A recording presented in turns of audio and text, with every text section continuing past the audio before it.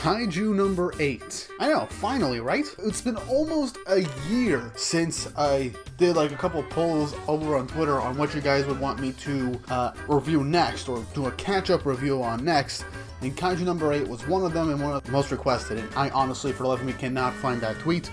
I never even saved it. So yeah, there are a bunch of manga that I ended up going into that I did not originally plan, but Kaiju number 8 was something that I wanted to wait a little bit because it was a series that I really enjoyed upon chapter 1, that I feel like I wanted to give it some nice breathing room because after what happened with Phantom Seer, if you want me to talk about Phantom Seer with my experience with the series and my speculations on why it got canceled, leave it down in the comments down below, because I do want to talk about Phantom Seer at some point in the future. But Phantom Seer was very popular, it had really high numbers when its volumes came out, but all of a sudden it got canceled. So I was afraid that something like this would happen with Kaiju number 8, as while it wasn't in Weekly Shonen Jump, it was essentially on Jump Plus, and I've been reading it on Manga Plus. So I was kind of afraid that it could meet the same fate as Phantom Seer. But luckily it hasn't. It's been going for over a year now. Closely to, it's going to be 2 years next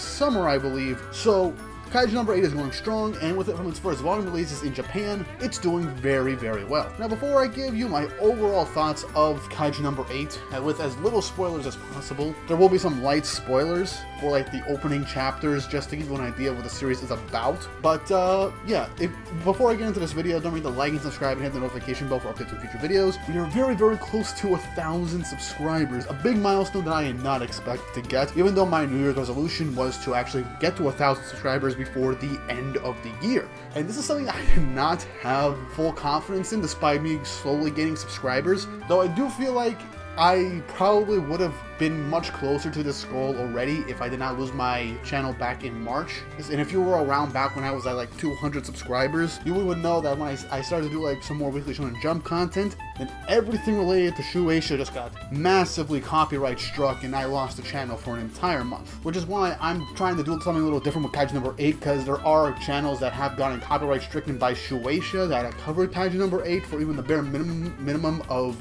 panels. So hopefully this does not get copyright stricken in. My Mashle Chainsaw Man reviews that I re-uploaded like 2-3 months ago end up getting copyright stricken again, and I don't want to lose the channel for a second time because I might not even get it back. So yeah, this is being edited in a completely different style than my usual like manga catch-up videos. Not something super dramatic and different, but still familiar enough to make sure that it doesn't get copyrighted. I also have a Patreon account and a Ko-fi account if you guys want to help support the channel more directly, as I do hire editors for my more nicer and bigger videos like this one, as I want to make it as entertaining as possible for you guys. So if you wanted me to keep making these videos and be as up to date with current mangas, and even talk about older mangas that should have, you know, a light shine on them, as no one really talks about them or gives them too much attention despite them still going on for a long time. Case in point, Blue Exorcist and Twin Star Exorcist, as those videos are going to be out for about a year now, and they're doing very, very well. But yeah, go support the channel on Patreon or Ko-fi if you wish, and subscribe to the channel that was reached that 1,000 subscriber mark. And tell you what, for a caveat, this is very greedy of me, I know, this is very greedy of me.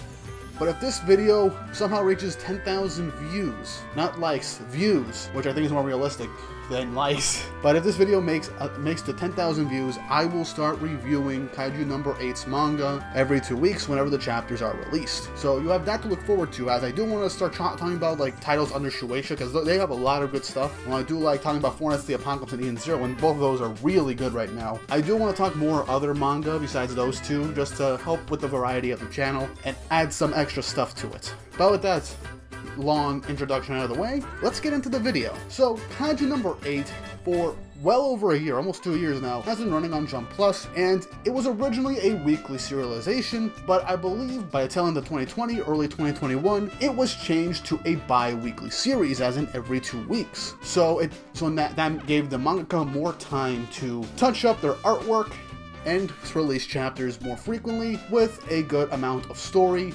and consistency with the artwork, pacing, etc. With every few weeks giving us some color page, like some brief color pages, which in all honesty, any of them could be volume covers if they wanted to make it a volume cover. And those are honestly nice, like, to do in between certain chapters, and it's done fairly frequently. But Kaiju number 8 as a whole is a very different action shonen than what we're usually used to. It's more towards a seinen demographic as a young adult, as the main character is not a teenager or a young adult. He is a full-fledged adult. Kafka Hibino is in his early to mid-30s, who has essentially wanted a dream to become part of the Japan Defense Corps. The Defense Corps, which is in charge of defeating kaiju, monstrous creatures that either are fairly human-sized or the size of freaking skyscrapers that deal massive devastation across the globe. Highest concentration is in Japan because, as we all know in anime and manga, Japan is basically the whole world. Kaiju are rampant in Japan, most likely, and they have a very strong defense force that is tasked with taking down these kaiju. Kafka and his childhood friend wanted to join the defense force, stay at each other's sides, and rise to the top. However, after failing the entrance exam when he was young, Kafka ended up being part of essentially a cleaner group, a group of people that are in charge of disposing of kaiju remains and either eradicating them or giving them off to the defense force to be further studied. This gave Kafka some nice intimate details and knowledge of the anatomies of different types of kaiju, large, small, and, well, I guess medium in a sense, where their cores could be located, as kaiju do, instead of a heart, have a core, which is where their bodies originate from, and is essentially where their brain is. It's their heart also.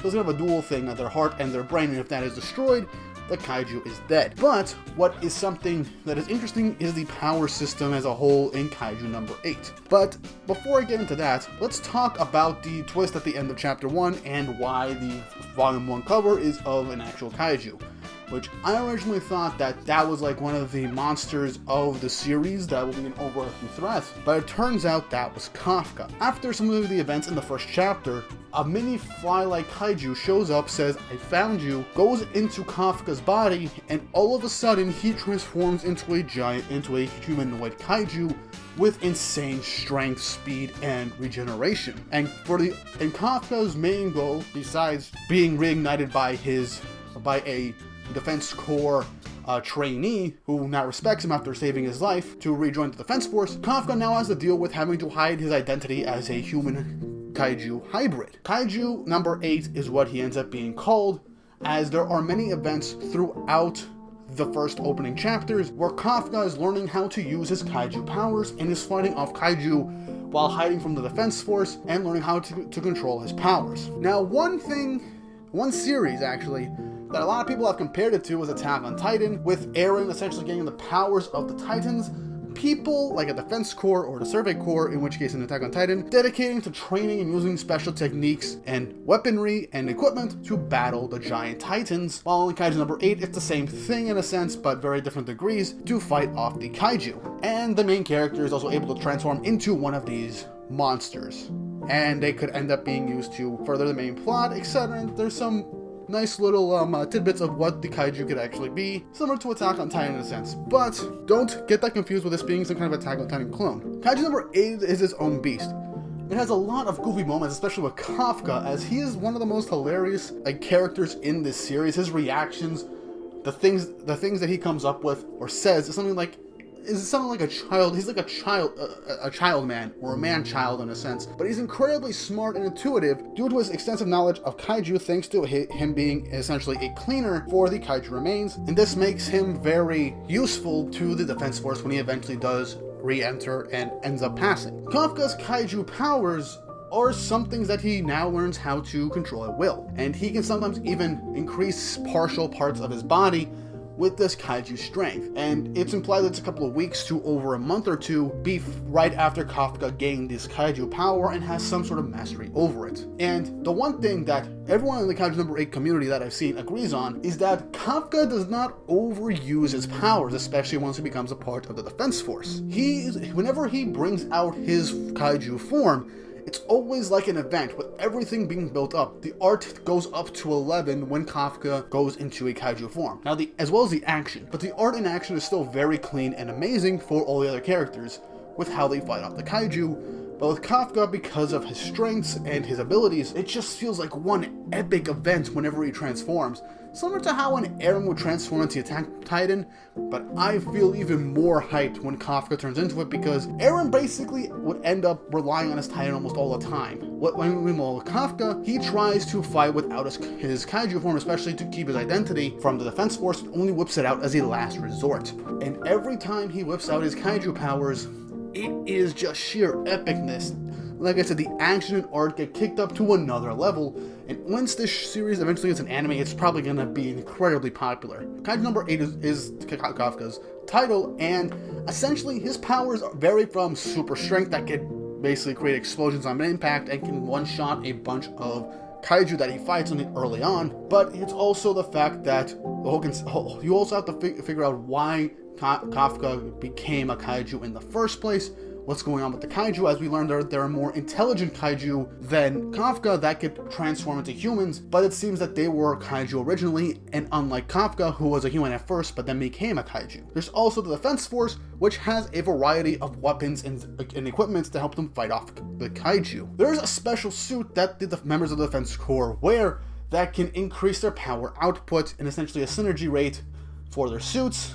And I believe Kafka's has 0 originally, but over time it increases little by little. Everyone else who has a very high output can increase their speed, strength, and even their durability, allowing them to fight on equal footing with most kaiju from a lower to mid level. And the weapons are nothing to scoff at either, especially customized weapons, as what the Defense Force uses, the kaiju cores that I mentioned before, they're used to craft new weapons. Weapons with different skills depending on the kaiju that they were originally created from. And numbered kaiju are the most powerful, and the ones that are made for incredibly powerful tools and equipment and weapons. There are weapons that use regular kaiju and are modified to be incredibly devastating. But the numbered kaiju are on a whole another level, which helps increase the badassery and importance of Kafka being a numbered kaiju, showing he's as strong as number 8, and you have to wonder whether or not he's on par with the old ones originally, or if he's even stronger. And there's just so many different conspiracies of what's going on with the kaiju and their origins that we just want to see in the future. Now that I kind of fanboyed over Kafka's powers and the power system, now, there's not too much to delve into with the power system of kaiju number 8, as it's all pretty much based off of like science and weaponry. Unlike Kafka's kaiju powers, the characters other than Kafka are pretty great. My favorite being Kikoru, pretty much the main female lead from the start. Once we get introduced to her, who honestly has a really great character arc as she grows, and is one of the first is like the second person to find out about Kafka's powers, and keeps a secret, and even views Kafka as a type of rival figure, and they both end up respecting each other. While there's a difference in age, they know that they're basically comrades in arms, they're friends, and I think Kikoru kind of sees Kafka as like a cool uncle or a older brother figure to her, and it helps with his encouragement, helps her out, and she continues to grow stronger and stronger, so she can essentially rise the ranks and make it up to her father, who is essentially the head of the Defense Force. And there is a nice backstory with Kikoru that has been most recent in the manga, which is I'm not going to spoil, but Kikoru is one of the next gen of female main leads, and I know a lot of people overuse this a lot, but Kikoru is not placed on the sideline. She fights off against the big bads, the main villains that we are given off in each arc, and she does a phenomenal job, especially in the more recent arcs, fighting them off. And her growth is immense, and she is completely badass, and she helps support Kafka as he supports her. There's also characters like Vice Commander Hoshino, who is basically like the Captain Levi in this series, but I love the guy so much. I know I'm doing a lot of comparisons to Attack on Titan, but I think that's the best way for me to show just how good this series is compared to a series like Attack on Titan. Hoshino is a freaking badass. He helps out Kafka as well, lights a fire under him, and even Kafka inspires Hoshino as well. There's also Ichikawa, the basic new trainee that Kafka met in Chapter 1, who was essentially like his rival in a sense, and was the one that helped relight Kafka's need and desire to be by his childhood friend's side, like how they promised when they were children, as she, Mina, who actually is a top commander and one of the best Defense Corps members, in the Defense Force, and Kafka wants to be by her side. And Kafka, he has the classic shonen energy about him. While he's older than everyone, and he does have a type of maturity to him, he has the carefree attitude of a classic shonen protagonist, and he lifts up everyone around him, everyone in his squad, and everyone connected to him. He makes them want to do better, and they make him want to do better. He lifts their spirits, and Kafka is honestly a really good protagonist, as he does go through some significant development, as essentially being a guy that was basically complacent and just like, this is my lot in life, I gotta accept this, my dreams were just stupid to begin with, to someone who went after his dreams again after basically being inspired to give it one more shot, finally had a chance to make his dream come true, and now he can basically complete his promise that he made to his childhood friend and become a part of the Defense Force and rise up to be by her side as equals. And that's basically all we're gonna get from me from Kaiju number 8. The story, as of right now, with the roughly 46 chapters, I believe, 47 at the time of me recording this video, is very good and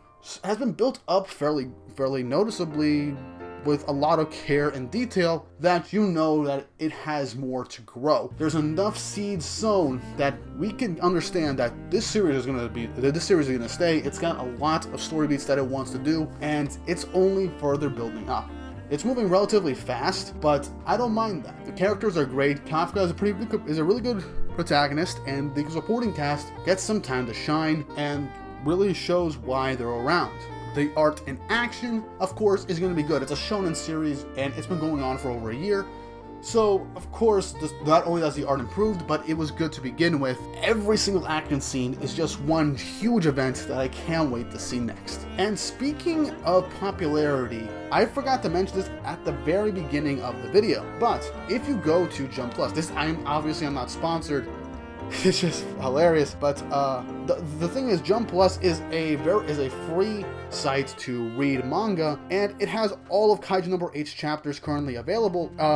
And the thing is, they have rankings every week for the hottest manga. Now, obviously, One Piece is number 1, My Hero is number 2, but the 5th one is Kaiju number 8, and it's been consistently in the top 10 and even the top 5 very frequently. Manga Plus has stated that they wanted to appeal more to the Western audience, international audience, as a lot of their views as of recently and chapter views online are from overseas. And Kaiju number 8 has been able to keep going because of this. And there are other series on Manga Plus that I am currently reading, and there are series on Jump Plus that I really want to keep reading, and I'll do videos of in the future. Quick sneak peek, I have just started reading Dandadan, and I really like it. Expect a video like that probably before the end of the year, hopefully, if I finally get around to finishing it, or catching up essentially. But yeah, if you want to read Kaiju number 8 for free, go to Manga Plus, make an account, and start binge reading it. There aren't that many chapters out at the moment, and while yes, it does kind of suck that you have to wait essentially 2 weeks for every chapter. The wait is well worth it because every chapter feels like almost like it's 2 chapters in a sense, with enough story beats and action to make you feel like it went fast, but it left you satisfied for that extra week. And Kaiju number 8 really does feel like it's going to be a huge success once it eventually gets an anime, and once more volume covers come out, its sales just keep going up. But yeah, those are my thoughts and opinions on Kaiju number 8 after catching up to it.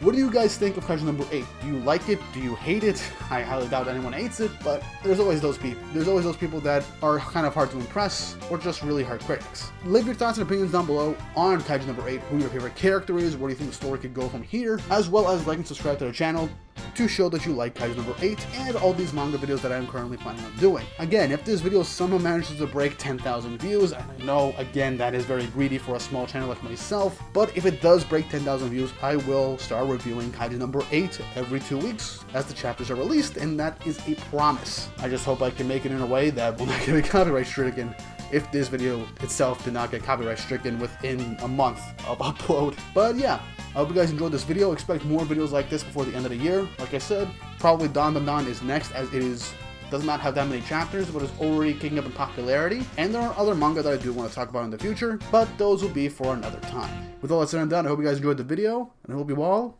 have an awesome day.